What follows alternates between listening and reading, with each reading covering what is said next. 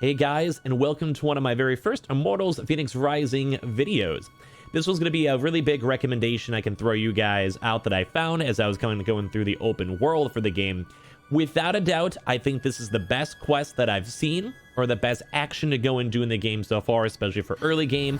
Maybe as you play more throughout the game, there's better stuff, but I've only had the game for a few hours and it's not out yet, so this information may change. If there is, I'll make an update video on the YouTube channel and all that. So if you guys want to see more stuff for this game or other game coverage, make sure you guys then like and subscribe and all of that good stuff. Or leave a comment if you guys have been enjoying the game, if you guys stumble upon this video. So what I want to go and tell you guys to go and do for probably one of the very first things, for open world games, sometimes it's kind of nice to have a very good first target because you could go anywhere in this game and there's a lot of random stuff to do. I recommend you guys go and do this one certain quest. I'm going to show you guys where it's at and such. So you basically start off in the intro area. You end up over by the Hall of Gods. You go northwest. I think the tower is probably the best indicator because it's also a fast travel. It's where it's unlocked to, so you can fast travel there at any points. You want to go right here. Right where I am putting my mouse cursor, there is a quest. This quest, I believe it's called From Pain Comes Beauty. I might have the name wrong because I'm a little bit past it. But essentially, this is Aphrodite's quest. And it's a very, very good quest, and I'm going to tell you guys why. Well, you go and start unlocking things called blessings. So if you guys ever played Legend of Zelda Breath of the Wild, it's essentially things that are on cooldown you can use every now and then. This is my first one, so I'm sure all the other three are going to be great. I'll let you guys know if any of them are better. But this one was really easy to unlock and easy to get. And essentially what happens is you get Aphrodite's Embrace. And this completely gives you a full health bar, which is insanely good. And also, if you die, it lets you go and have a stun knockback. So you guys can even see in the little preview video. It's really, really, really useful. It's probably one of the best abilities I've seen so far in the game. Granted, the other blessings might be good. I'm only maybe like 6 hours, 7 hours in. So this may change as more people play or I do more stuff in the game. So a good example for all this stuff is why you should go and do the quest earlier on that we mentioned, is that it gives you this OP ability right here. I'm going to showcase you guys. So let me go and try to have my character die.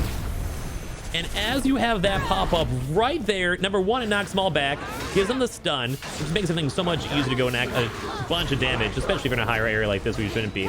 And then number two, it basically gives you full HP. So kind of for these types of open world games, especially at the start of the game, it is a lot harder to actually get resources that you can use throughout the entire game. But it's really, really good. And also very, very easy to get. You just have to do one quest line. I can show you guys up some footage over here if you guys would like. I'll put in the background as I'm talking.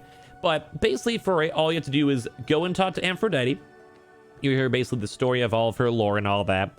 You have to go run up to find a pearl, and you just have to kill an orc, which can be a little bit hard, I would say, for the game, depending on, how early in the game you are. It's manageable even if you're brand new. It shouldn't be that hard as long as you are a good gamer. And then you just have to roll the pearl down to a random cliff.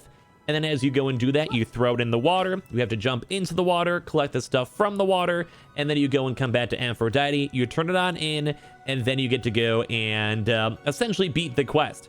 So once you have that quest all done, as I mentioned, you get the really, really cool blessing. And I think it's really important for an open world game like this, especially an early game, and why it's one of the first things you should do. Because for a game like this, you're kind of a little bit slacked on resources at the very start.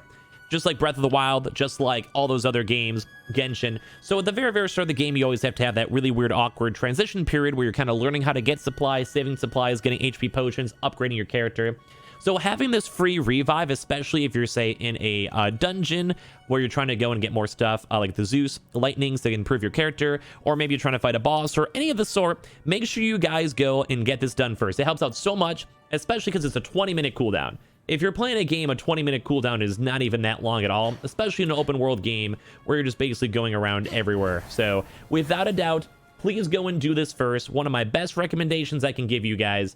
And I'm sure maybe after the next week or two, as more people are playing, there's other stuff. I'm sure there's better stuff to get. But at least from my early game impression, I think that's probably one of the most important things to go and get.